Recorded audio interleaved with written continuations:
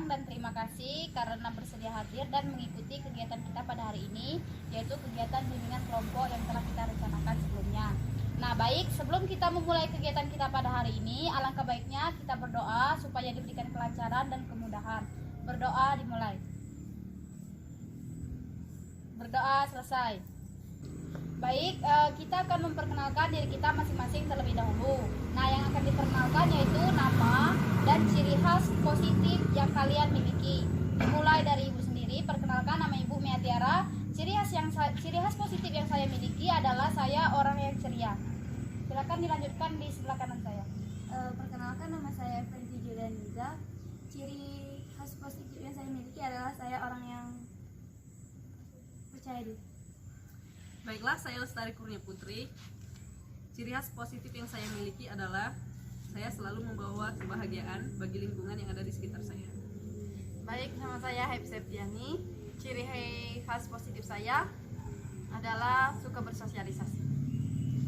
Baik, perkenalkan nama saya Anisantia. Ciri khas positif yang saya miliki rajin menabung.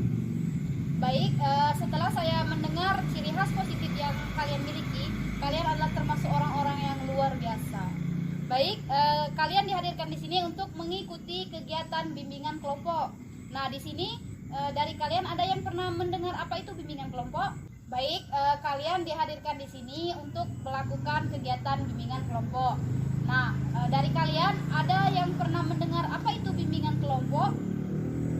Ada yang ingin mengemukakan pendapat? Apa sih bimbingan kelompok itu? Silakan Lestari. Baiklah, bimbingan kelompok adalah bimbingan yang dilakukan pada suatu kelompok.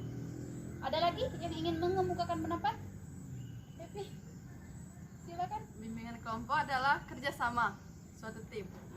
Baik, apa yang dikatakan oleh teman kita tadi sudah benar. Baik, di sini Ibu akan menyimpulkan apa sih bimbingan kelompok itu. Nah, bimbingan kelompok itu adalah suatu kegiatan yang dilakukan oleh sekelompok atau beberapa orang dengan menggunakan dinamika kelompok. Nah, adapun tujuan dari kegiatan ini adalah untuk mencegah timbulnya masalah pada individu atau siswa dan mengembangkan potensi pada individu tersebut.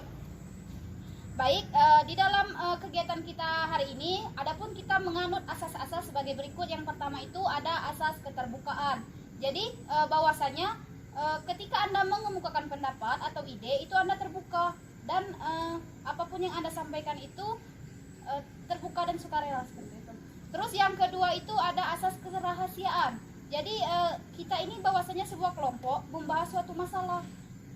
Jadi hanya kita di dalam kelompok ini yang tahu apa permasalahan kita. Jadi kita menganut asas-asas kerahasiaan. Terus yang kedua itu, yang ketiga ada asas kenormatifan, yaitu di mana kegiatan kita ini berdasarkan asas-asas yang telah kita anut. Nah baik, sebelum kita melakukan kegiatan kita pada hari ini, kita akan melakukan ice breaking sebelumnya. Jadi permainan ini memfokuskan kalian pada suara dan apa yang kalian dengarkan. Baik, dimulai dari saya sendiri. 1, 2, bom. 45 bom. 78, bom. 10, 11, bom. 13, 14, bom. Baik, tepuk tangan untuk kita. Baik, topik permasalahan kita pada hari ini yaitu tentang kemantapan pilihan peminatan. Nah, tentunya hubungannya dengan studi kasus lanjut setelah lulus SMA nantinya. Nah, baik, di sini anak-anak boleh mengemukakan pendapatnya. Apa sih? Apakah ada rencana-rencana, kan sekarang sudah kelas 12. Nah, mungkin kalian dari kalian sendiri ada rencana mau ke universitas mana atau ke prodi mana? Baik, dimulai dari sahabat kita sebelah kanan. Silakan ceritakan apa sih rencana yang sudah dibuat. Tamat dari sekolah, saya ingin melanjutkan studi ke Universitas Indonesia prodi kedokteran. Mantap sekali. Silakan selanjutnya. Baiklah, karena saya suka sains dan saya suka kimia, jadi saya akan mengambil pendidikan kimia di salah satu universitas negeri yang ada di provinsi ini. Baik, setelah tamat SMA ini saya berkeinginan kuliah di UGM prodi sistem informasi. Baik, setelah menyelesaikan sekolah saya ingin lanjut melanjutkan ke sekolah IPB mengambil jurusan pertanian. Iya, jadi itu kan rencana yang sudah kalian buat. Nah, seperti yang dibilang teman kita tadi, jadi apa yang kita suka bisa kita salurkan ke seperti Lestari, dia suka sains, jadi dia bisa menyalurkan potensinya itu melalui bakat yang dia miliki tadi melalui prodi kimia. Nah, setelah kalian merencanakan mengambil universitas setelah lulus SMA, nah mungkin apakah sih ada misal mata pelajaran yang kalian sukai ataupun potensi yang kalian miliki yang berkaitan dengan jurusan yang telah kalian rencanakan? Seperti Lestari, misal dia suka mata pelajaran kimia. Nah, dia sudah merencanakan dari kelas 1, misal dia kan sukanya kimia, jadi dia fokus pada satu mata pelajaran itu. Nah, Happy, apa sih mata pelajaran yang yang Anda sukai? Suka komputer. Masuk ke komputer, jadi bisa berkaitan dengan sistem informasi tadi. Baik, dari sini adakah yang ingin kalian tanyakan? Silakan. Baik Bu, kan kami tadi sudah mempunyai rencana Ya. tentang kemana kami akan melanjutkan pendidikan kami setelah lulus dari SMA.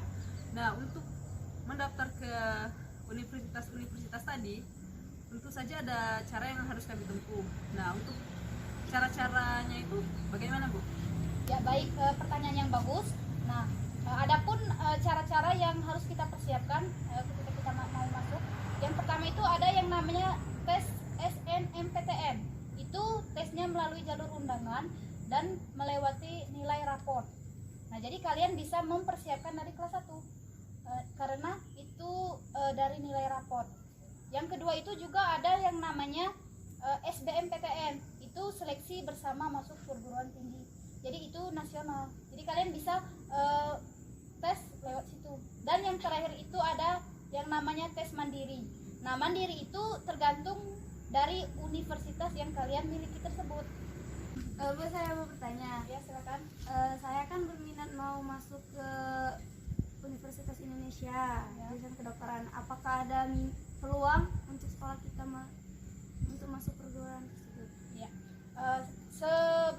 Sebelumnya dulu pernah ada dari sekolah kita itu yang masuk ke Universitas Indonesia itu ada 2 orang. Nah, sebelum 2 orang itu ada 1. Nah, jadi untuk Efrianti itu masih ada peluang untuk bisa masuk ke perguruan tersebut. Ya. Baiklah Bu, saya ingin bertanya, kan setelah lulus ya Bu di salah satu universitas yang kita pilih, nah bagaimana cara untuk mendapatkan beasiswa Bu? Baik, pertanyaan yang bagus. Nah, jadi bagaimana sih caranya kita akan mendapatkan beasiswa? Nah, di salah satu universitas itu banyak yang namanya beasiswa. Ada beasiswa bidik misi, ada beasiswa jarum, ada beasiswa BI, ada beasiswa berprestasi. Banyak sekali beasiswa yang bisa kita ikuti. Nah, kalau salah satunya itu beasiswa bidik misi. Bidik misi itu adalah nasional. Kita bisa mendaftar bidik misi itu sebelum kita masuk perguruan tinggi. Jadi misal tadi SNMPTN, jadi kita bisa melalui bidik misi SNMPTN. Dan selanjutnya SBMPTN, kita juga bisa mendaftar di bidik misi SBMPTN. Tapi beda dengan seperti universitas Islam atau universitas swasta, dia ada ketentuan dari kampusnya. Setelah kita masuk belajar beberapa bulan itu baru bisa mendaftar beasiswa tersebut. Ada juga beasiswa jarum, ada juga beasiswa BI, itu bisa kita mendaftar setelah kita masuk di universitas tersebut. Baik, setelah kita melakukan kegiatan kita pada hari ini, kita akan melakukan relaksasi terlebih dahulu. Silakan menghadap sebelah kanan dan pegang punggung temannya. Baik, ketika ibu bilang gerimis, kalian akan memijit teman kalian dengan santai. Gerimis, hujan, badai petir besar-besar. Baik, terima kasih.